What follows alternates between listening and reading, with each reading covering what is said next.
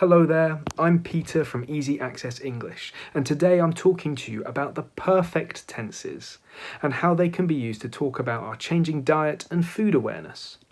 The perfect tenses are used to specify how past actions are related to other past actions in sequence or related to the present.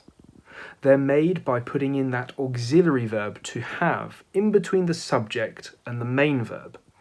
The auxiliary verb, have, needs to be conjugated to the correct subject. For example, I have, you have, we have, he, she, it has. That's in the present perfect. And if we're using the past perfect, that auxiliary verb have is conjugated into the past tense. I had. And what about that other verb? Well, that other verb is in the past participle. This doesn't change for regular verbs. I have changed, I changed, I have changed. So those regular verbs with the ed, the ed ending, the conjugation does not change. Whereas for irregular verbs, we use the third column of verbs. It's the second conjugation into the past. So I see, I saw, I have seen. I am, I was, I have been. And with the past perfect, it would be I had seen, I had been. We've also got the perfect continuous tenses, and these have two auxiliary verbs.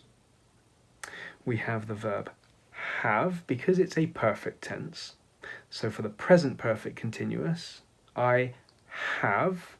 And then we have the verb to be, because it's also a continuous tense. I have been. That verb to be is conjugated into the past participle. And then you have the other verb with the ing, the gerund, because it's a continuous tense. I have been eating differently since I realised the impact that my diet has on the climate. That's the present perfect continuous. I have been eating differently since I realised the impact that my diet has on the climate. And there is also the past perfect continuous, which is the verb have conjugated into the past tense, had, the verb to be conjugated into the past participle, been, and the other verb with the ing. I had been eating a lot more red meat before I realised the impact this has on my health and the climate. I had been eating a lot more red meat before I realised the impact this has on the climate and on my health.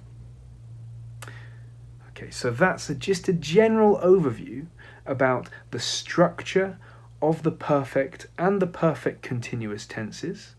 Listen to the podcasts below this video to learn how each of these perfect tenses are used specifically to talk about the sequence of past events and how they relate to each other or how they relate to the present. In the podcast below, we'll be going through each one with examples to help you understand why each one is used so that you can use them with great effect.